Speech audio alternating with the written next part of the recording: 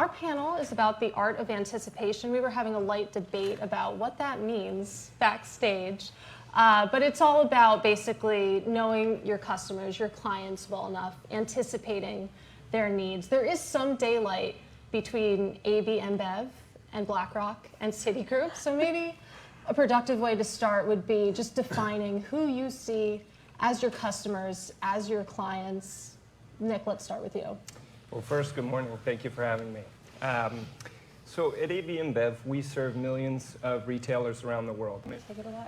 Oh, great to be here, and thank you for the invite. I'll try to be as concise as Nick was there. You know, BlackRock is a very young company, but grew very successfully with a very simple mission, which was to help more and more people experience financial as they seek to serve their clients by basically providing the building blocks through things like ETFs that allow people to get access to investment capabilities and investment products, and that allows them to build those retirement savings for the future. First of all, I had COVID 3 weeks ago, so you're pretty safe. Okay, Sitting cool. next You're to me. definitely safe. Yeah. And you were actually quoted in a Bloomberg article in August saying that we get them young and we keep them. I thought that was pretty funny. I liked that. So I guess so much of, you know, knowing your clients is actually interacting with them. And again, to come back to COVID, we've been living in a pandemic for about 3 years now, so it's hard to have that conversation without acknowledging that.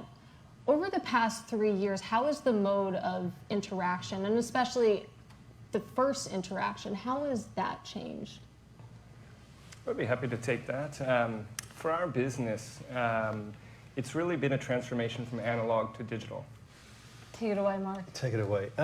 You know, I think of COVID the last kind of 3 years as sort of like a kind of spring being tightened and tightened and tightened. And, you know, we all, you know, first of all, the world is not completely out of this, so there's still differences regionally. Secondly, that, you know, you have differences about. We are pack animals at heart, and we love the interaction we have with... Your experience as well?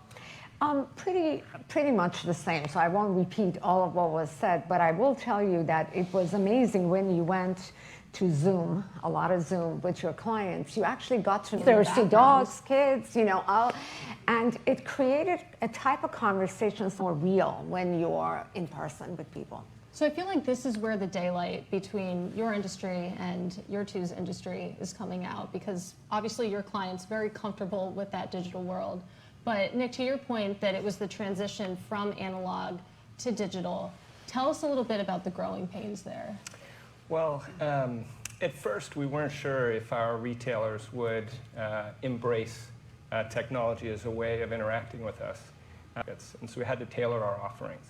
We had to know our customers very deeply and meet them where they are, localizing our approach to their reality. And in Africa, that means adjusting our offering to be less intense for bandwidth. So we found great new opportunities for growth through this digital connection. I didn't remind the audience, you can submit questions. I believe you scanned a QR code when you came in here, so feel free to do that. But so this transition to analog to digital, you walked us through some of the growing pains. I want to talk about some of the growing pains that you all are feeling now. Mark made the great point that we're still in this pandemic. A lot of companies are trying to figure out 4 or 1 day or 2 or 3 or what that actually looks like in terms of in the office. I mean, I'm speaking as a millennial. I love the hybrid setup. I mean, that has been the majority, not the majority, but the good half of my career. I unfortunately spent a lot of time on TikTok. I know Gen Z is never going into the office. And as we look forward to, you know, a future where we are trying to figure out, hopefully in our post-pandemic world, what that looks like, do you anticipate trying to revert back to, you know, primarily in person, or is this Zoom hybrid reality the future? I think, you know, I think the answer is it's kind of both, right? I mean, it really does depend, and we were talking earlier on about how, you know, if you look at the nature of different industries, they all have dynamics that are different. We have a massive technical issue with their younger employees as well, because everybody thinks, well, I did my job while I was remote. So for us to meet them, I will say the last 2 years of COVID in terms of digital has clearly said to us we have to become better at serving. It sound very dark if someone contacted me at midnight, unless it was I don't know, Taylor Swift. Online, not Mark brought up supply chains, which is kind of catnip for me. I report on cross-asset markets for Bloomberg News. And I mean, I gotta ask, are we past peak supply chain? When can we stop talking about this as a buzzword? Yeah, I think it's a great question. As the world's leading brewer, of course, we run a very global business that is very local as well. Well, that folds nicely into what I want to talk about, which is the Federal Reserve. We had a meeting yesterday, another 75 basis point hike.